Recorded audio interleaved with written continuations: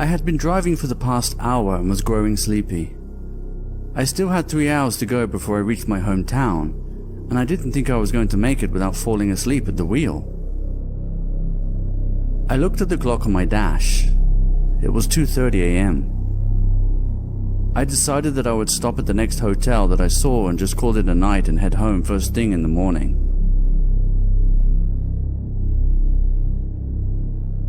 It wasn't long before I saw a massive looking hotel on the next exit.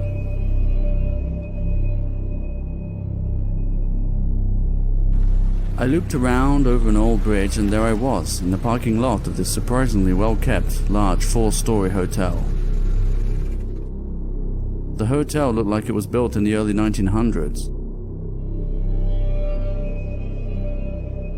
I thought it would be cool to go home in the morning and tell my friends that I had stayed the night at a wickedly creepy old hotel.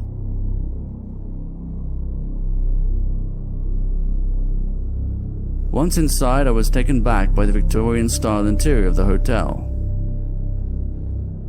The entrance was like an old grand ballroom. Everything was pristine and clean, with huge chandeliers hanging from the ceiling, illuminating the ground level with a warm amber glow.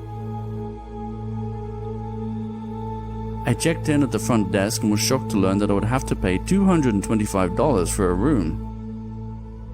This wasn't your ordinary cheap hotel. It turns out it was a historical hotel. But since I was already there, I decided to just pay for the room and take the hit. My room was on the 4th floor, but considering how small and antiquated the elevators were, I decided to take the stairwell just to be safe.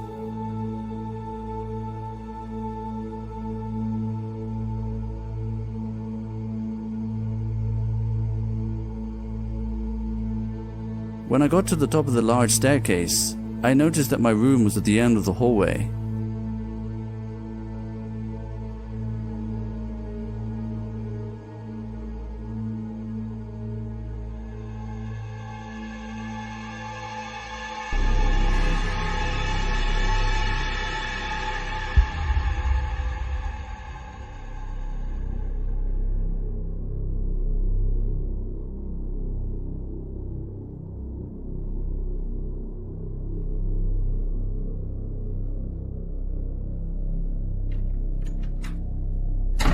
Once in my room, I was quite delighted at how nice it was, and it definitely had a certain nostalgic appeal, despite the old musky feel of the place, which kind of reminded me of an old library. Deciding to call it a night, I got into bed and was soon sound asleep.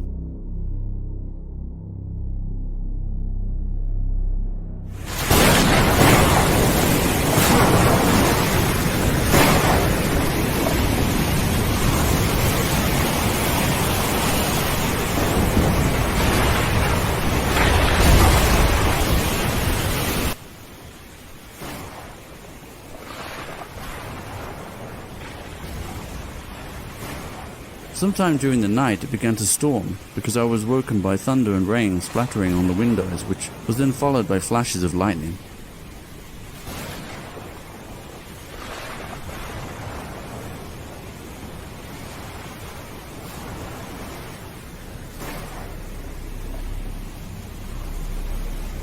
I rolled over as another flash of lightning shot through the room, illuminating a figure at the foot of my bed.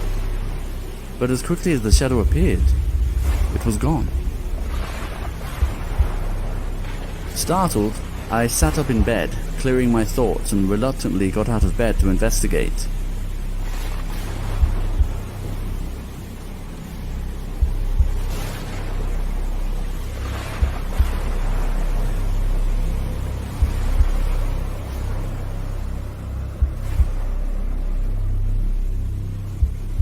I quickly dismissed this as a figment of my overactive imagination. The hotel was beautiful in its own right, but it held a lot of old creepy elements within its walls that had somehow seeped its way into my consciousness. Not finding anything out of the ordinary, I went back to sleep as the thunderstorms grew louder.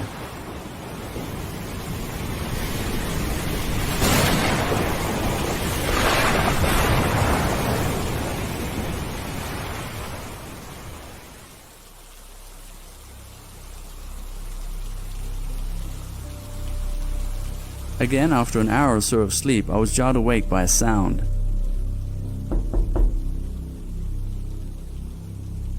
This time it sounded like somebody was knocking from inside the large closet next to the bathroom.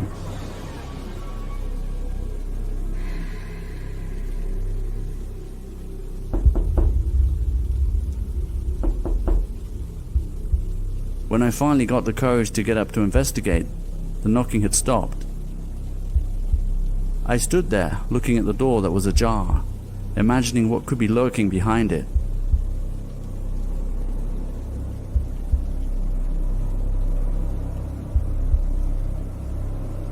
As my heart began to thump, I reached for the door and swung it open. To my relief, the closet was empty, but I had heard knocking from the closet door. This was starting to become very unsettling. Before returning to bed, I checked the front door.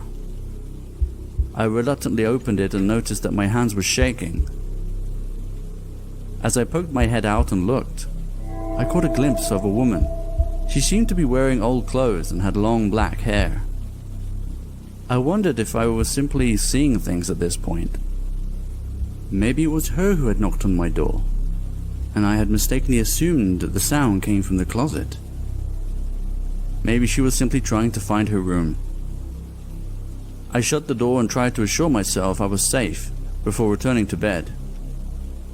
As I pressed my head against the pillow, I couldn't shake the feeling that somebody was watching me. I decided to keep my eyes on the closet door, that to my surprise was again slightly open.